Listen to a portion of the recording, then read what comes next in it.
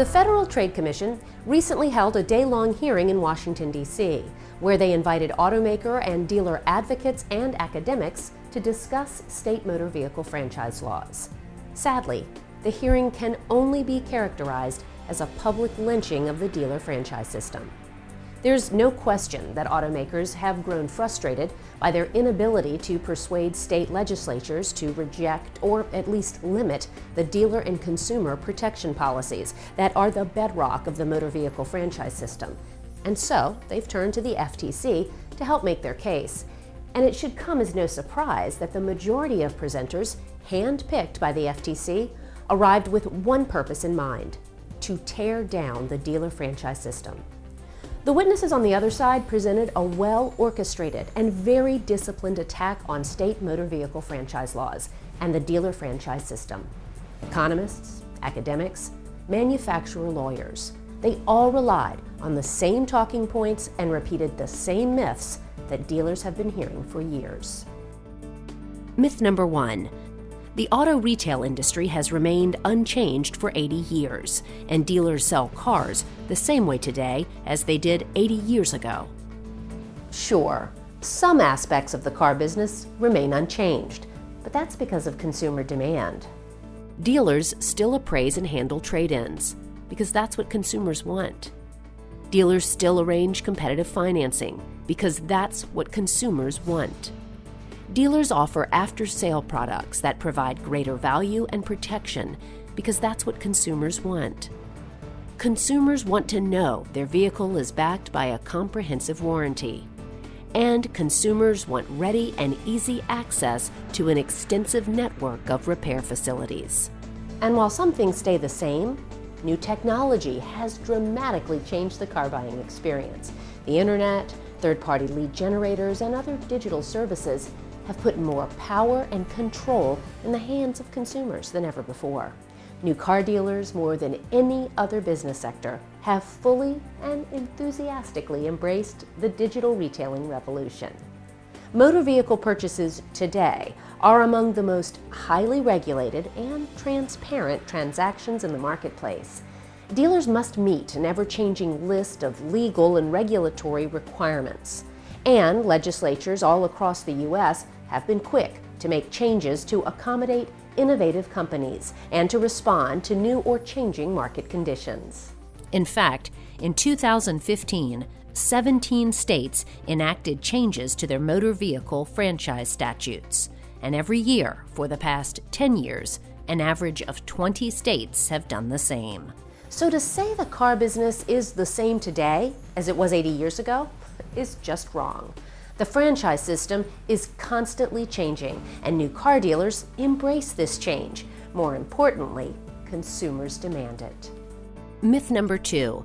The disparate bargaining power between small dealers and large automakers is no longer present in the marketplace, and therefore the so-called protections built into state automotive franchise laws for small dealers are no longer needed.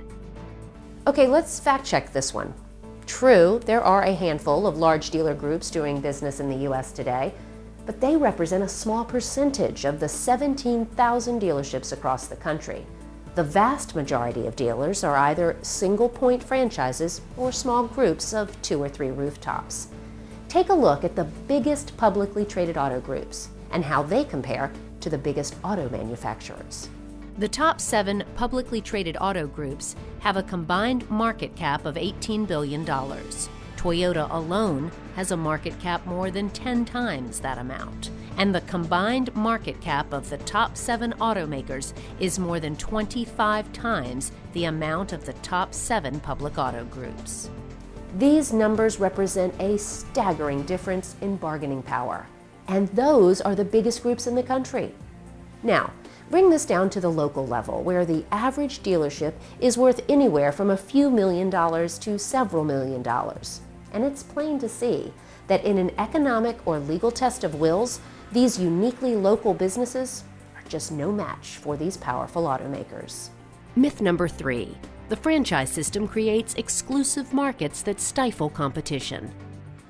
Franchise laws do not create exclusive markets. They simply create a process that balances the interests of consumers, local communities, and franchise dealers against the economic might of powerful auto manufacturers. Look at it this way. The power to create or relocate one dealership is the power to destroy another. Dealers have invested substantial sums in facilities, equipment, training, and personnel.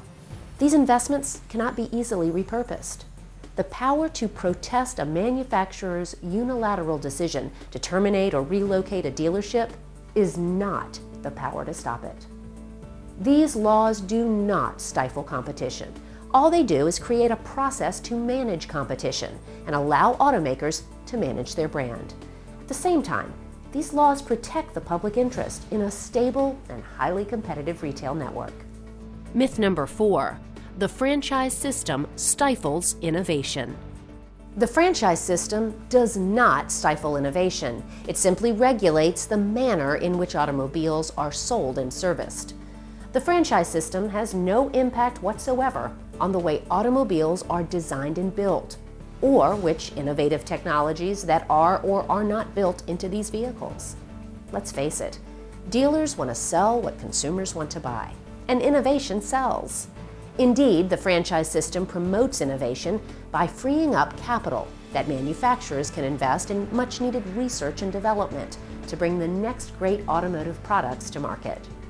And when it comes to innovation in the way cars are sold, as opposed to the way cars are designed and built, Tesla, for example, has chosen a direct sales model because they say dealers don't want to sell electric cars. But take a look at Tesla's SEC filings, and you'll find the company's direct sales model has nothing to do with innovation. Buried deep in these documents, the company reveals the real reason they don't want to appoint franchisees is, quote, to avoid the conflict of interest inherent in most incumbent automobile manufacturers, where the sale of warranty parts and repairs by dealers are a source of revenue and profit for the dealer, an expense to the manufacturer, end quote. Myth number 5. State motor vehicle franchise laws are the result of improper or undue influence exerted on the legislative process by powerful dealer lobbies. Critics of the franchise system appear to be at a loss to explain their inability to persuade state legislatures to support their position. So, they resort to insult and innuendo. But the truth is, automakers outspend dealers on lobbying in virtually every state capital. Manufacturers have the same or greater access to elected officials. State legislatures have consistently supported the franchise model because it promotes competition. State legislatures also support the franchise model because it ensures access to qualified warranty and safety recall service. Dealer interests align more closely with consumer interests. Dealer advocates make their case in state houses across the country because antitrust laws prevent dealers from engaging in collective bargaining with automakers. So there you have it, the case for and against the dealer franchise system. During a full day of hearings before the FTC, advocates on both sides presented their arguments and sparred over what's best for consumers. So what's next? Well, the good news is that the FTC doesn't have the authority to repeal state franchise laws. The U.S. Constitution leaves those decisions up to the states, which are granted exclusive authority to regulate commerce and protect the health, safety, and welfare of the public. Still, the FTC is likely to issue a report that will be highly critical of the franchise system, relying heavily on these 5 myths as justification for state action to repeal or water down existing franchise laws. And of course, you can bet that the automakers will look to capitalize on any FTC action by appearing in front of state legislatures all across the country, pointing to the FTC's findings as definitive proof why the franchise system should be scrapped. There's no doubt that the franchise system is under attack by automakers, from ivory tower academics, and from government bureaucrats. Automakers want the freedom to bypass the franchise system when it suits them, or use dealers when it's to their advantage. They have managed to recruit academics for hire, and Washington bureaucrats to take their side. The dealer defense of the franchise system must be strong, must be outspoken, and it must be clear. The franchise system is a beneficial and highly adaptive business model. It is a system that has evolved over the past 50+ years and will continue to evolve in the future. Simply put, the franchise system works. It works for manufacturers, it works for dealers, and yes, it works especially well for consumers.